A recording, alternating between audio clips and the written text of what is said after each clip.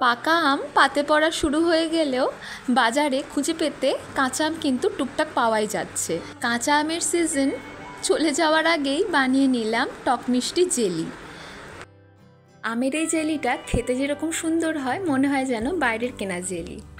জেলিটা বানানোর সময় আমি কিন্তু কোনো রকম কালার ব্যবহার করিনি। আমের এই জেলিটা পাউরুটির মাঝখানে দিয়ে খেতে ভীষণ ভালো লাগে।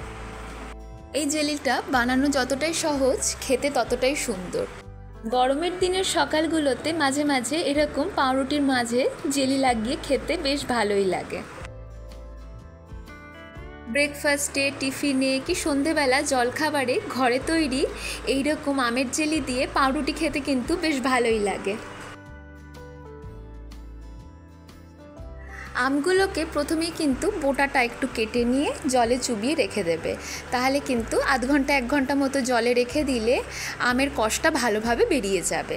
প্রথমেই আমগুলোকে সুন্দর করে ছাড়িয়ে নিয়েছি। এবারে আমগুলোকে টুকরো টুকরো করে কেটে নিতে হবে। স্টিল বা ননস্টিকের কড়াইতেই বানালে ভালো হয়। এবারে কড়াইয়ের মধ্যে আমি 1 গ্লাস মতো জল দিয়ে দিচ্ছি, আর তার মধ্যে দিয়ে দিচ্ছি একদম অল্প করে নুন। এবারে আমগুলোকে জলের মধ্যে দিয়ে দিলাম।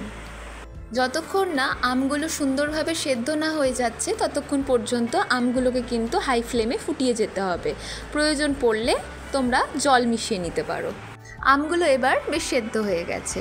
কাঁটা চামচ দিয়ে দেখে নিচ্ছি আমগুলো সুন্দরভাবে নরম হয়ে গেছে কিনা।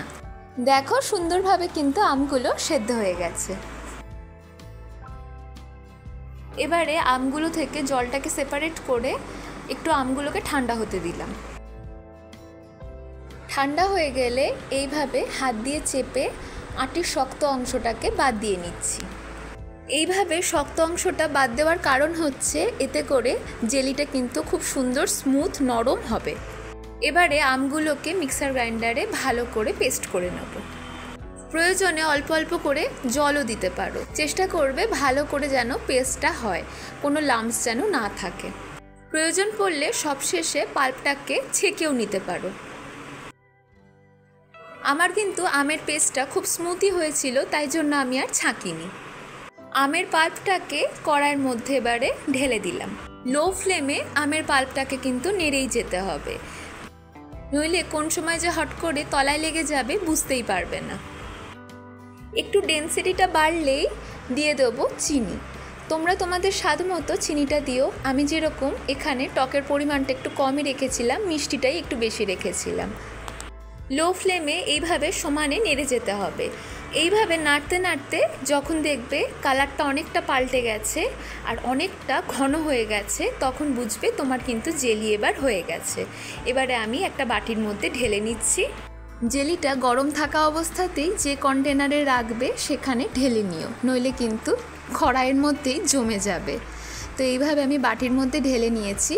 একটুক্ষণ রুম টেম্পারেচারে রেখে ঠান্ডা করে নেব, নিয়ে ফ্রিজে রেখে দেবো। ফ্রিজে না রাখলেও জমে যাবে।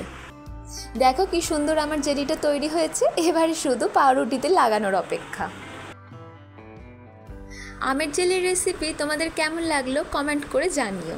ভালো লাগলে তোমরাও বাড়িতে বানিও, ভীষণ ভালো লাগবে খেতে। রেজ অফ লাইফ চ্যানেলটিকে লাইক, শেয়ার, সাবস্ক্রাইব করতে ভুলো না।